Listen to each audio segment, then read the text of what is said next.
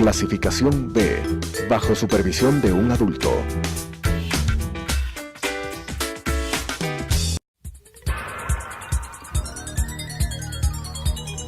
Las opiniones vertidas en este espacio por la producción y dirección del programa son de exclusiva responsabilidad de sus autores y de quienes intervienen en ellos.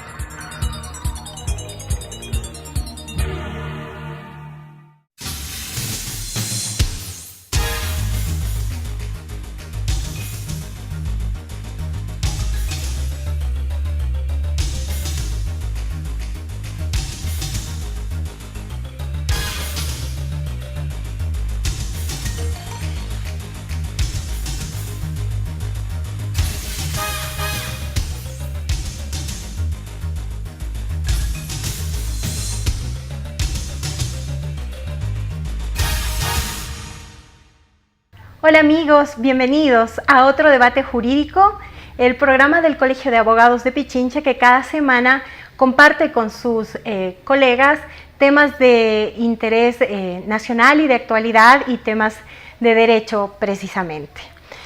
El Colegio de Abogados de Pichincha y su Observatorio de Género, conjuntamente con la Flaxo y la Facultad de Ciencias Jurídicas de la Universidad Central, se encuentra organizando el Seminario Internacional Criminología y Mujeres. Nos acompaña María Laura Novo, abogada argentina, experta en temas de violencia jurídica, en violencia de género, que está aquí justamente para participar en este seminario. María Laura, bienvenida, gracias por acompañarnos, es un gusto para nosotros tenerte aquí. Quisiera que nos pudieras compartir un poco de la experiencia tuya como abogada allá en Argentina y de casos de violencia de género, femicidio y de cómo es el trabajo que tú desarrollas en tu país. Bien, en primer lugar, muchas gracias por la invitación. Es muy importante que el observatorio a día de hoy pueda incluir gente de Latinoamérica para venir y contar su experiencia, ya que el fortalecimiento de la región es fundamental para que pueda haber un avance real de derechos para todas las personas. En particular, lo que estamos trabajando ahora son derechos de las mujeres, pero son derechos y son conquistas que se van logrando. Es fundamental esto para toda la región. En particular, soy abogada, trabajo en Argentina, me defino como abogada feminista. Argentina, a diferencia de Ecuador, tiene una particularidad y es que tenemos un sistema federal en nuestro país. Esto hace que haya un Estado nacional y posteriormente cada provincia es un Estado que tiene también su capacidad para darse su propia constitución.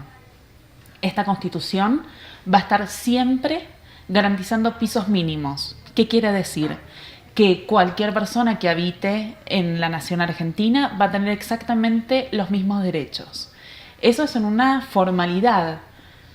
Hay que ver cuál es la realidad que efectivamente viven, en este caso las mujeres, a lo largo y a lo ancho del país. Ahí es donde notamos las diferencias, donde vemos también las particularidades de cada región, de cada provincia, realidades que son consecuencia de lo que se permite y de lo que no se permite en cada una de esas provincias, como por ejemplo la Ley de Educación Sexual Integral, que no logra estar en todos los niveles educativos en este momento. Es decir, que podemos garantizar para algunos niños y niñas que tengan esa protección, y digo protección porque es una ley que busca que haya condiciones para que puedan, primero, tener un respeto de sí mismos y sí mismas, y también que tengan esa capacidad de visibilizar situaciones de violencia que tal vez nadie les ha hablado, también por el desconocimiento. Que haya seres humanos, en este caso niños, niñas, adolescentes capacitados en esta materia, lo que hace es generar una sociedad con igualdad de derechos reales.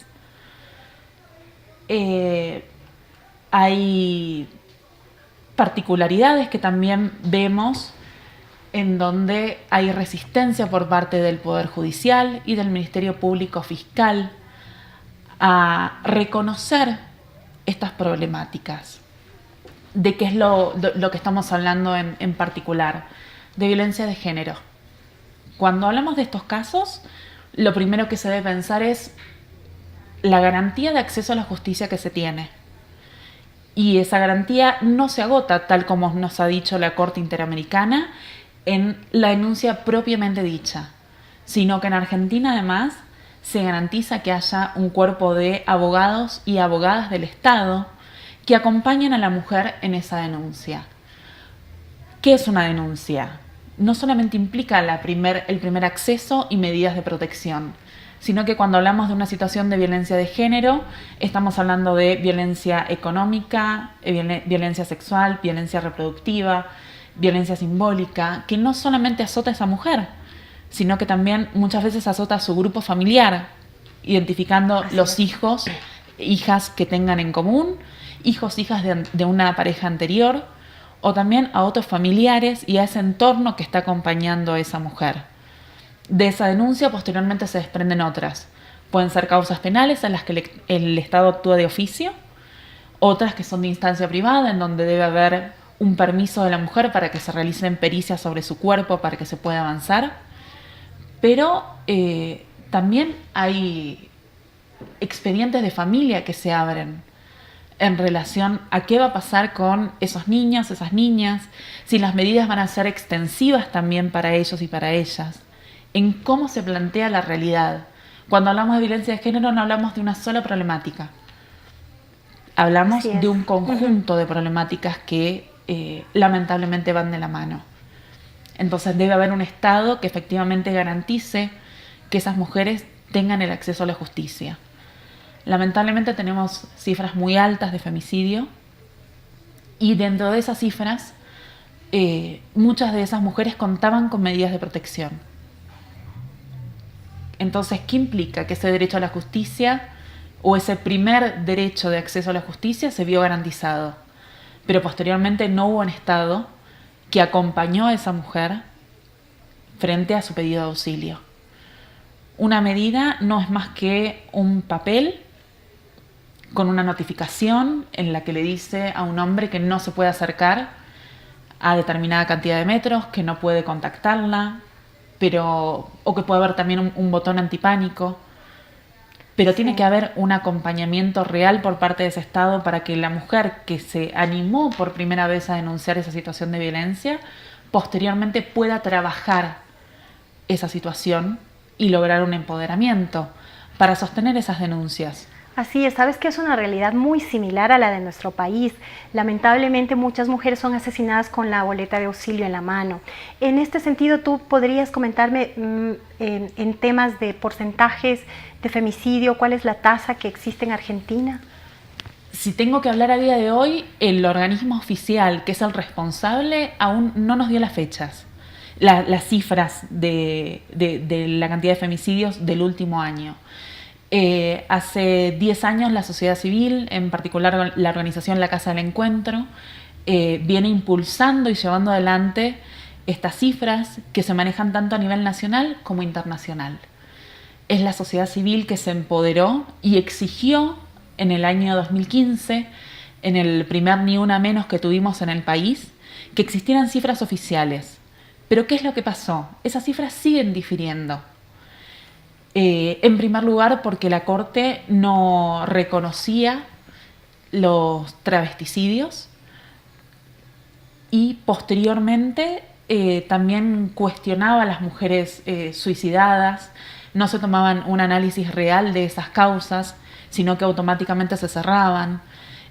Cuando la familia pedía aportar elementos en los que se visibilizaban situaciones de violencia de género y en los que correspondía que se investigue a la pareja, expareja o persona con la que tuviera vínculo esa mujer, se decía que no. Hay otra trampa del sistema federal que tenemos, y es que las provincias, cada una tiene su superior tribunal, va variando el nombre, es quien informa a la Oficina de la Mujer de la Corte Suprema de Justicia de la Nación. Entonces, también depende de eso, de qué es lo que quiere informar cada provincia, de cómo cada fiscalía acusa efectivamente y también de cómo resuelve después el tribunal, porque hay muchas veces que hay un planteo y posteriormente jueces y juezas entienden que el aporte de un testigo no es suficiente para probar esa situación de violencia de género. Y en realidad lo que no es suficiente es la capacitación que se ha dado a esas personas que ejercen un rol fundamental en la República para llevar el cargo y analizar la realidad de esa provincia. Es decir, que hay un gran subregistro sobre estos hechos de femicidio. Sí, hay un subregistro y que lamentablemente sigue siendo necesario que exista. Por más de que se haya asumido el compromiso de llevarlo adelante, no se cumple en tiempo y forma, y además de no cumplirse, no refleja la realidad. Recién hay provincias que tal vez están llevando adelante su primer juicio con la agravante por violencia de género, y es un agravante que nosotros tenemos incorporado en nuestro Código Penal desde el año 2012, cuando estadísticas de la sociedad civil nos hablan de femicidios que no se han reconocido efectivamente. Entonces, ¿qué pasa y cómo efectivamente trabajamos esa realidad? Interesante. María Laura, sabes que me pareció muy interesante lo que señalaste respecto de la visión de los operadores de justicia, de quienes manejan la justicia respecto de estos casos. Uno de los objetivos del seminario Criminología y Mujeres que estamos llevando adelante con el Colegio de Abogados tiene precisamente como norte el hecho de que operadores de justicia, jueces, abogados litigantes, manejen un enfoque de género. Lamentablemente en nuestro país se vive muchísimo, las mujeres viven muchísimo la revictimización. La criminalización se las culpabiliza de estos hechos de violencia en el ámbito sexual o en el caso de femicidio. ¿Qué crees tú que es lo más importante o qué mecanismos son los más necesarios o los que debemos poner en práctica para lograr por parte de los operadores de justicia, jueces, fiscales, esta visión, esta perspectiva de género en el tema de dar justicia, ¿no? De que no haya impunidad y además de la reparación hacia las víctimas? En Argentina hace poco fue sancionada la ley Micaela. Lleva ese nombre por un femicidio que se dio en la provincia de Entre Ríos y obliga a que los 3 poderes del Estado, a diferencia de ustedes que tienen 5, nosotros solamente tenemos poder ejecutivo, poder judicial y poder legislativo, operadores y operadoras, todos tengan capacitación en género. Últimamente lo que vimos en forma muy latente era no solamente la revictimización al momento de la denuncia, a lo largo del proceso, sino también en las sentencias, de casos que han sido emblemáticos en el país y que han llevado a movilizaciones en cada una de las provincias. Y ver que un tribunal cuestione a una mujer que fue víctima de femicidio diciendo que estaba vestida de tal y cual modo, o que una persona que sale a comprar la merienda posteriormente no comete un femicidio, es algo que duele. Porque tenemos la responsabilidad como profesionales, muchos y muchas tuvimos la posibilidad de acceder a la educación pública. Entonces es un deber que tenemos con nuestro país de devolver todo lo que nos brindó. Y eso tiene que estar plasmado en cada uno de nuestros actos que llevamos adelante como profesionales, porque tuvimos esa posibilidad. ¿Cómo administramos eso que nos dio? Realmente trabajando para que esa justicia sea imparcial y pueda ser recibida por todas las personas que lamentablemente tienen que acceder a ella, porque si estamos pensando en alguien que llega a esta última ratio de tener que judicializar una cuestión, es porque no pudo de otro modo resolverlo, es porque no funcionó el Estado en otros ámbitos, no garantizó algo, no garantizó su derecho a una vida libre de violencia. Así es. Gracias, María Laura. Vamos a ir a un pequeño corte comercial y regresamos con este importante tema. Muchísimas gracias.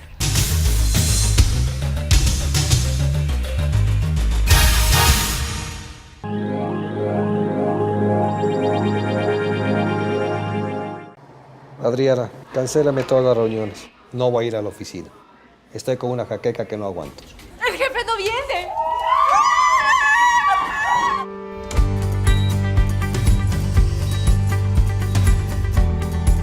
¿Estás seguro? Salió bien. Muy bien. Bueno. Cuanto antes vayas a Ecuasanitas, más rápido te curas. La empresa de medicina prepagada que cuida de ti.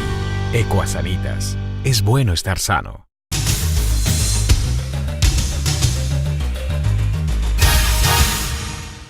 Bienvenidos nuevamente, gracias María Laura. María Laura, continuando con el tema que nos ha convocado, el tema criminología y mujeres.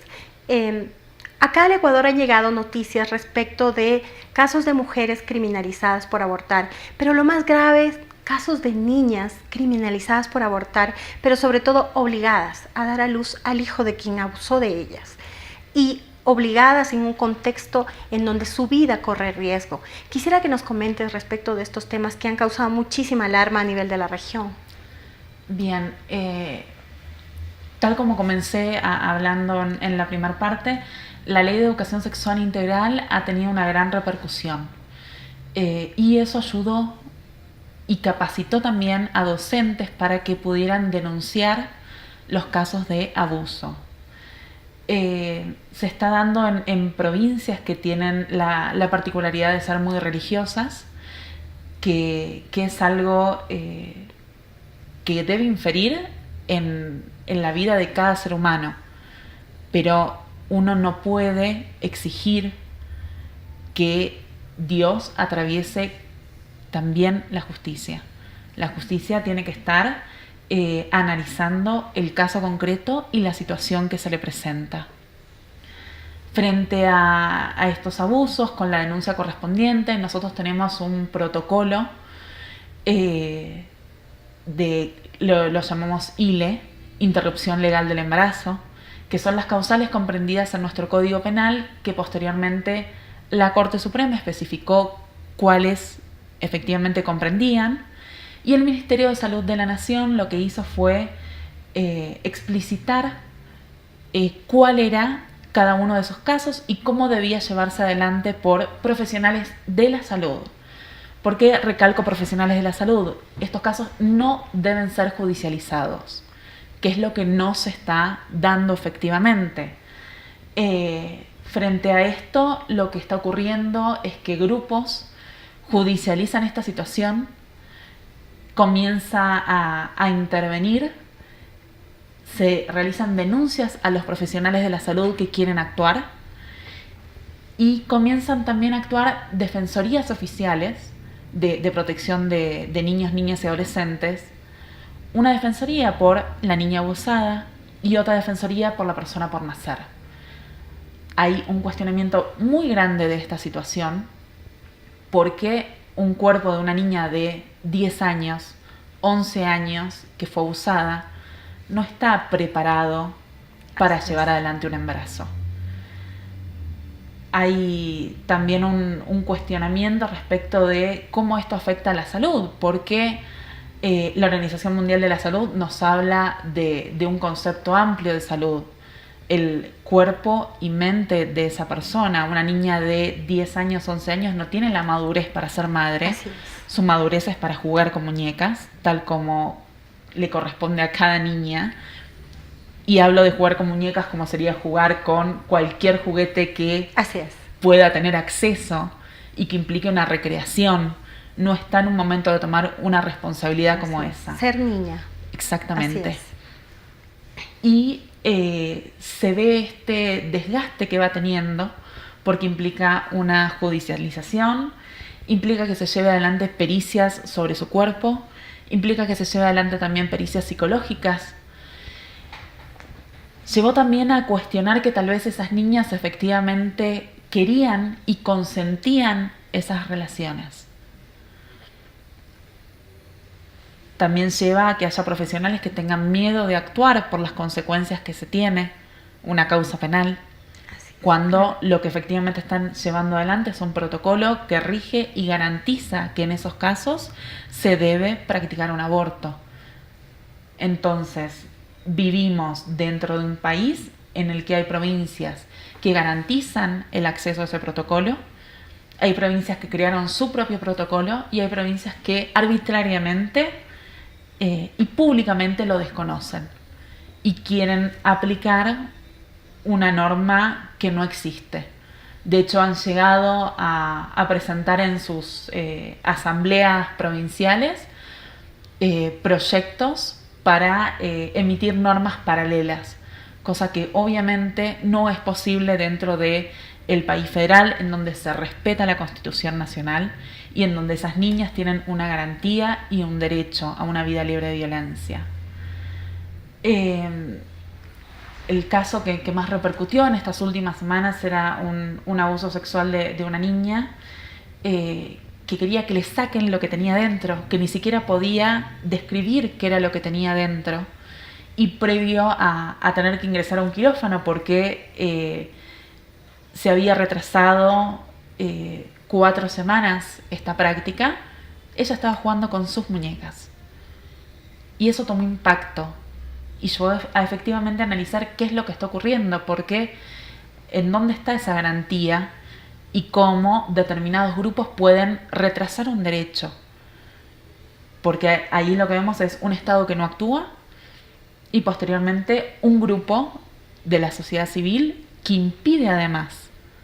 ¿Dónde está el compromiso y la responsabilidad que tenemos para con ese ser humano? Porque el compromiso y la seguridad ya no se lo garantizamos previamente porque fue víctima de abuso. Así es. Y posteriormente hay una vulneración extra que es pasar por todo un proceso judicial cuando no debería ser así. En otro de los casos también se dio la identidad de esta niña a conocer. Lo que se suele hacer es crear nombres ficticios para referirnos a estos casos que toman público conocimiento, pero en uno de ellos se llegó a hablar con nombre y apellido de esta niña. Esto lo hicieron estos grupos que justamente intentaban frenar el derecho de esta niña a tener una vida libre de violencia. Entiendo que fue de parte de esos grupos que lo hicieron público, ¿no? Sí, fueron parte de estos grupos, ingresaron a la institución de salud, irrumpieron, no permitieron que ingrese al quirófano.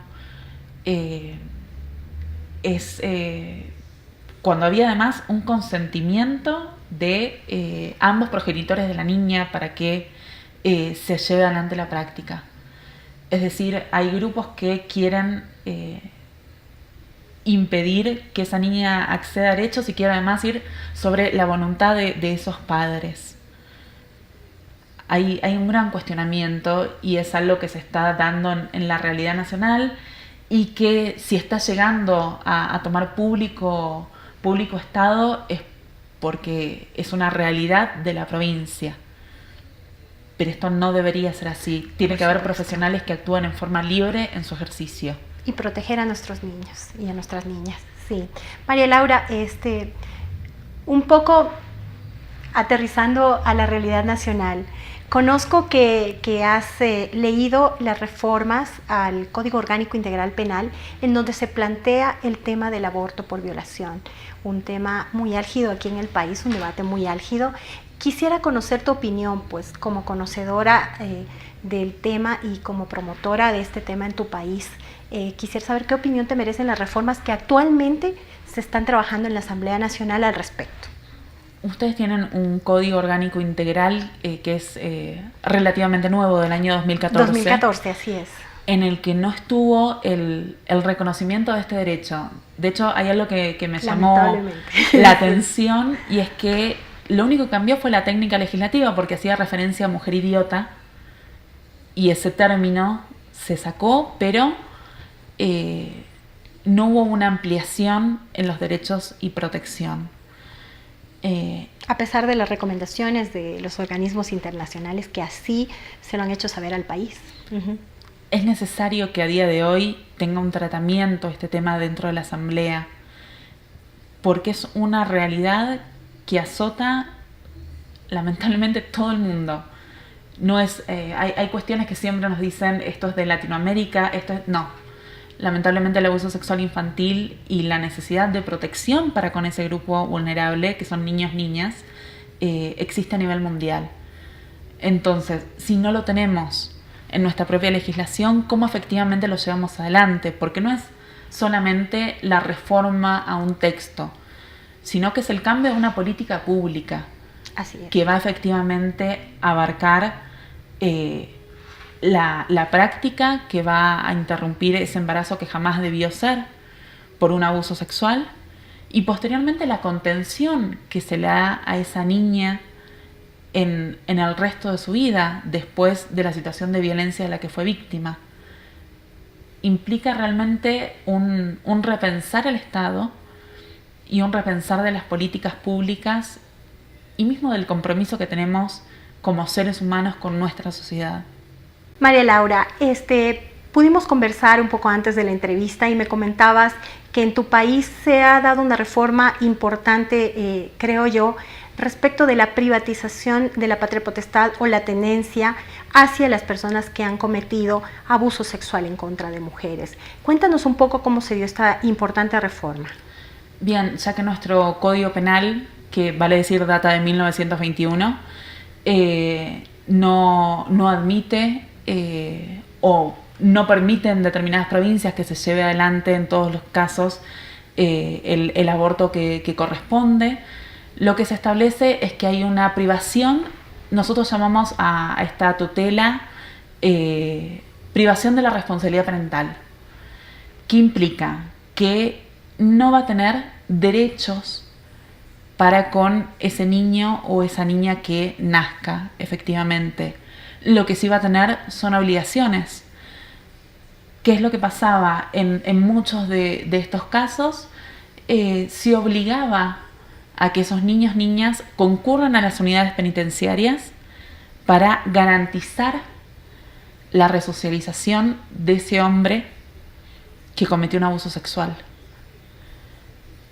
Frente a esto y frente a un código civil y comercial que tenemos desde el año que entró en vigencia en el año 2015, una vez sancionado se solicitó su modificación y que se incluyera esto porque había falta de perspectiva de género en el código y falta de ataque a una realidad que se vive, porque la protección debe estar sobre la mujer y sobre ese niño o niña.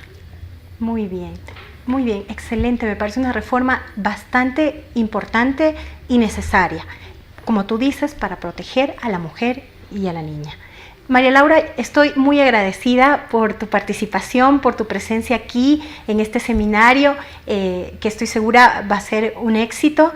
Estamos a pocas horas de irnos al evento justamente. Te agradezco nuevamente, agradezco a todos por su sintonía y los invito a escucharnos nuevamente la próxima semana en otro debate jurídico del Colegio de Abogados de Pichincha. Las opiniones vertidas en este espacio por la producción y dirección del programa son de exclusiva responsabilidad de sus autores y de quienes intervienen en ellos.